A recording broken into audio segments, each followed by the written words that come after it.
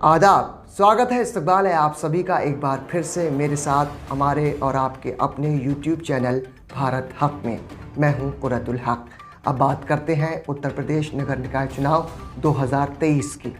इस चुनाव को बहुत सी पार्टियां 2024 लोकसभा चुनाव के सेमीफाइनल के तौर पर देख रही हैं, तो बहुत सी पार्टियां इस चुनाव को अपनी पिछली हार को जीत में तब्दील करने के मंत्र के तौर पर देख रही हैं। उत्तर प्रदेश का ये चुनाव तमाम ज़िलों में 2 चरणों में मुकम्मल हो रहा है और 2 चरणों के चुनाव का नतीजा 13 मई को आएगा। उत्तर प्रदेश के तमाम ज़िलों में से एक ज़िला है बदायूं, और बदायूं शहर की सीट है, बहुत अहम सीट। इस सीट पर भाजपा और सपा का कड़ा मुकाबला है, लेकिन इस सीट के समीकरण निरंतर तब्दील हो रहे हैं। इसी सीट के हवाले से आपको आगे बताते चलेंगे और आपको बताएंगे कि किस तरह से भाजपा की रणनीति और तरीकों पर गौर किया जा रहा है और किस तरह से सपा की स्थिति बनती जा रही है। बदायूं शहर में नगर पालिका चेयरमैन सीट का मुकाबला मुसलसल रोचक होता जा रहा है। वजह है कि जहां एक तरफ सपाई खेमा 2 धड़ों में बढ़ चुका है, वहीं भाजपा का वोट बैंक भी पिछले चुनाव से लगातार घटता जा रहा है।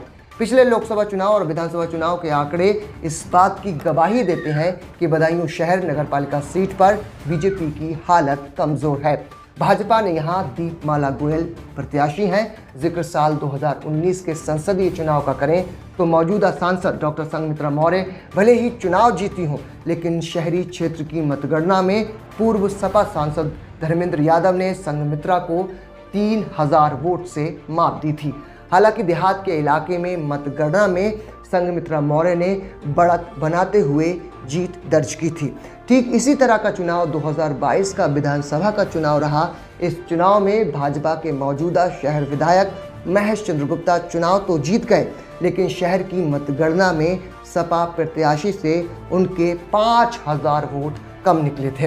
राजनीतिक विशेषज्ञों का कहना है कि शहर में सफाई, सड़क व पेयजल आदि व्यवस्थाएं खराब होने की वजह से बीजेपी का वोट बैंक घटा है। इसकी जिम्मेदारी भी पिछले कार्यकाल चेयरमैन रही दीपमाला गोयल की है। पार्टी ने अब उन्हें दोबारा चुनाव मैदान में उतारा है और उनका खुद का चुनाव है, इस लिहाज से स्थिति उनकी भी अच्छी नज़र नहीं आ रही है। बदायूं में सदर नगर पालिका परिषद सीट की राह भाजपा समेत समाजवादी पार्टी समर्थित प्रत्याशियों के लिए भी दिनों दिन कांटों भरी होती जा रही है। वजह है कि जहां अव्यवस्थाओं से बौखलाए समर्थकों को भाजपा प्रत्याशी मनाने की जद्दोजहद में है, वहीं समाजवादी पार्टी की खुली गुटबंदी के कारण 2 प्रत्याशी ये स्पष्ट नहीं कर पा रहे हैं कि आखिरकार वोट किस तरफ जाएगा।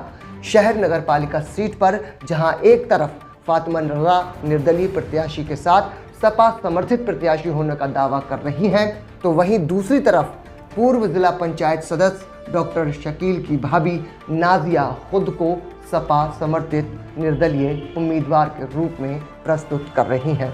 सबसे महत्वपूर्ण और गौर करने की बात यह है कि समाजवादी पार्टी के जिला अध्यक्ष आशीष यादव खुलकर नाज़नी के पक्ष में प्रचार कर रहे हैं, वहीं बिसौली के सपा विधायक आशुतोष मौर्य समेत सपा का एक बड़ा खेमा फातिमा के मंच पर दिखाई दे रहा है।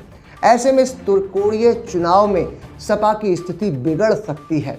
वहीं दोनों दावेदार पार्टी के अलावा अपने निजी संबंधों को भी फोकस करने में लगे हैं। गौर करने वाली बात यह भी है कि शहर की नगर पालिका परिषद सीट पर समाजवादी पार्टी द्वारा सिंबल न देने की घोषणा के साथ ही भाजपा ने राहत की सांस ली थी। सभी को लग रहा था कि एक बार फिर से ये सीट सत्ताधारी दल यानी भारतीय जनता पार्टी के खाते में जाएगी। दीपमाला गोयल दोबारा चेयरमैन बनेंगी। वहीं नामांकन के आखिरी दिन समाजवादी पार्टी की फातिमा रज़ा समेत समाजवादी पार्टी की ही नाज़नी ने पर्चा दाखिल करने के साथ ही खुलकर ताल ठोक दी है। भाजपाइयों के माथे पर इस ताल के बाद बल पड़ने लगे हैं। भाजपा प्रत्याशी दीपमाला गोयल के सामने सबसे बड़ी दिक्कत उनके संगठन के लोग ही दिख रहे हैं, क्योंकि सोशल मीडिया पर सामने आ रहे कई वीडियो में भाजपाई ही दीपमाला गोयल का विरोध करते दिख रहे हैं।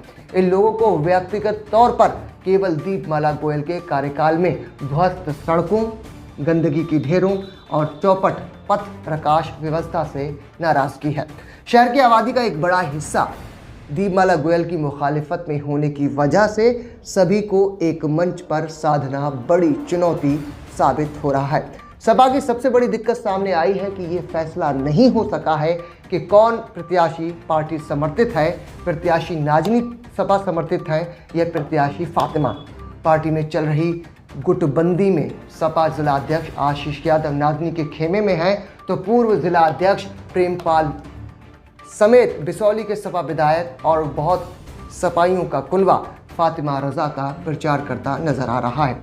ऐसे में वोट बैंक किधर जाएगा ये किसी को नहीं पता, क्योंकि दोनों निर्दलीय प्रत्याशी खुद को सपा समर्थित होने का दावा कर रहे हैं। जिले में भी दूसरे चरण के अनुसार 11 मई को वोटिंग है और 13 मई को नतीजों का ऐलान हो जाएगा। सभी दर्शकों से अपील है कि उत्तर प्रदेश निकाय चुनाव 2023 और ज़िले से संबंधित तमाम अहम खबरों के लिए हमारे चैनल भारत हक को यूट्यूब पर सब्सक्राइब करें, हमारे चैनल भारत हक को शेयर करें और वीडियो को लाइक करें। जय हिंद।